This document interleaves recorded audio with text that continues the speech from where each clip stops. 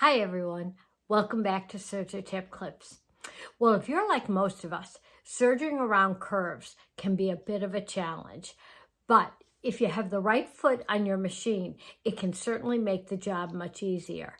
And I'm going to show you the C23 Clear Curve Foot today. And I think it'll be your ticket to ride around those curves very smoothly and nicely. It's a short foot. We'll compare it to the standard foot. And the analogy that I think that tells you why it works so nicely is that the standard foot, which is considerably longer, is like turning a bus around a city corner versus a sports car turning the same corner. And the C23 foot is the sports car. I'll also have a couple of other little tips to help you get great results with sewing on curves. And we're going to look at stitching an outside curve, great results. An inside curve, also perfect results. I even did a mock-up of my crossbody bag flap because that's got a very small curve on it, and I went around that very nicely and easily with that foot. And even drawing on fabric is kind of fun. So that's in cover chain stitch mode. So we'll show you all of those things, and I have a few other tips also that will give you successful results. So if you haven't hit the subscribe button already for my channel, please do that. We love, all of our YouTubers love to have people subscribe, and tell your friends about it. And let's go over to the table and the machine and take a look at the C23 foot. Let's look at a side-by-side comparison of C23, the clear curve foot, next to C27, the clear standard foot. You can use both feet in overlock as well as cover stitch mode. And I've lined up the attachment bars so that they're even with each other. And you can easily see that C23 is shorter both in the back of the foot and at the toe. And that allows for easier maneuverability around curves. And whether or not you're overlocking an edge or doing some curvy cover stitching, it works beautifully because it does allow you to manipulate the fabric more easily. The one thing that I do like to mention though with the C23 foot is that if you're using it on a project that requires changing your differential feed, because the foot is shorter in the front, you are not getting full coverage of the front feed dogs. And in differential feed, those are the ones that you are changing and making the difference on. So that's something to be aware of. If a higher differential feed or below 1 is absolutely necessary for accurate results, you may be inclined to use the C27 foot for better results. But let's take a look at it on the machine itself and see what the coverage is on the feed dogs. Here's the C27 foot, and you can see it gives full coverage of both the front and back feed dogs. Here is the clear curve foot, and you can see that the back feed dogs are exposed a little bit, as well as the front feed dogs. You can see that the contact point on the front feed dogs is back about maybe 3/8 of an inch from the start of the front feed dogs. This is the flap to the crossbody bag pattern, and the corner has a nice curve on it to illustrate how well the C23 foot performs. One other thing that will enhance the performance of the C23 foot is to lower your presser foot pressure. As you're maneuvering around, by lightening the presser foot pressure a little bit, that will make it much easier to hug the curve and keep it accurate. So let's go to the machine and take a look at how it does. I'm going to skim off the whiskers as I go around. I'm not going to really trim off too much of the fabric. And my presser foot pressure has been reduced to 2, so that should make it pretty easy to handle. Let's see how we do.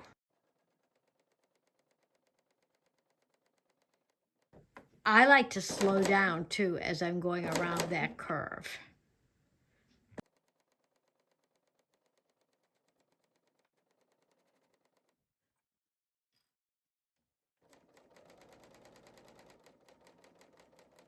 Slowing down again.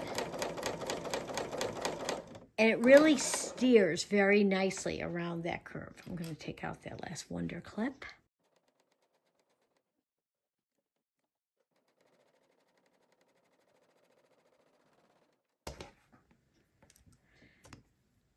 Here we are all stitched out, and you can see that that stitching is nice and smooth as I went around there. Even though the presser foot pressure was down to 2, it still held on to the straight edges of the flap very nicely.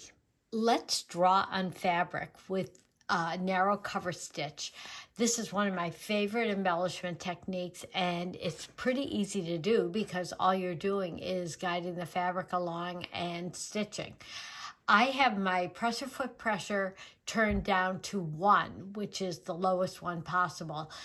I have 3 12-weight threads in the chain looper and serger cone thread in the center and right chain needles for stitch number 24.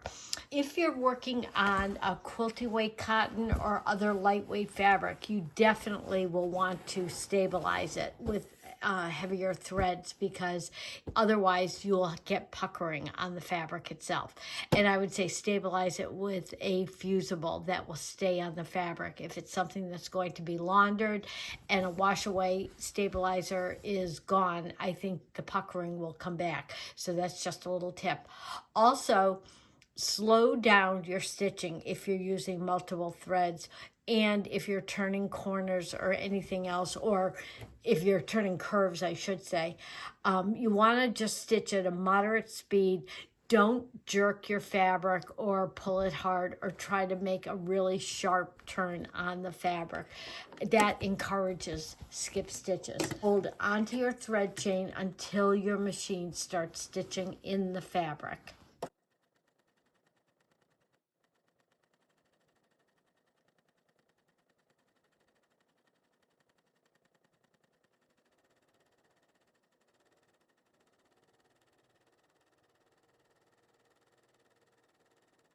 I have this on the table now so that we can really take a look at this. You can see the 3 different colors of 12-weight thread. There's a coral, a yellowy orange, and turquoise in there. But you can see with my stitch length on 3.8 and that presser foot pressure down to 1, I was able to navigate and maneuver that fabric very smoothly and easily for smooth, beautiful curves. And even turning this one, this is a little bit of a tighter curve. I was able to do that without any skip stitches and without really having to force the fabric or stop stitching at all. And that's the beauty of being able to turn down that presser foot pressure with the curved foot. It allows you to manipulate and maneuver the fabric and steer it in the directions that you want. Let's take a look at stitching an inside curve first. But before I start, I want to give you another tip. Whether you're working on a garment or other type of project, it's not a bad idea to stabilize a curve with knit stay tape. And that's available in black and white in my website store. But that will help reduce puckering and stretching on that. And the knit stay tape will curve and contour as you press it on and fuse it to that curve. I have my stitch length on 2.5. I'm on a 3-thread narrow overlock, but again, you can do it with a 4-thread overlock or a 3-thread wide. And I am going to just skim off the tiniest bit of the edge of the fabric.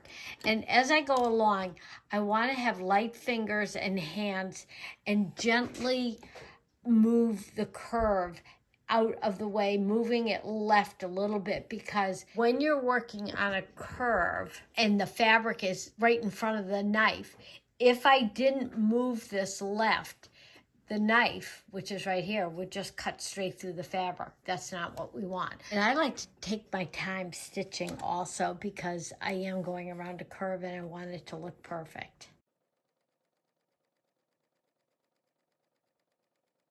I'm not stretching the fabric. I'm allowing it to stay in a curve, but moving it left of the knife.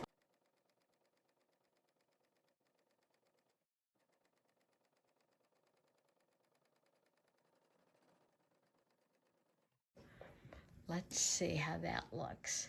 It looks great from beginning to end.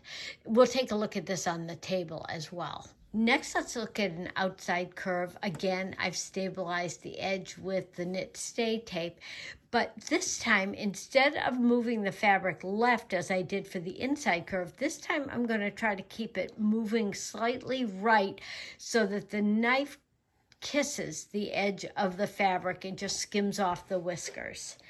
So let's get going on that.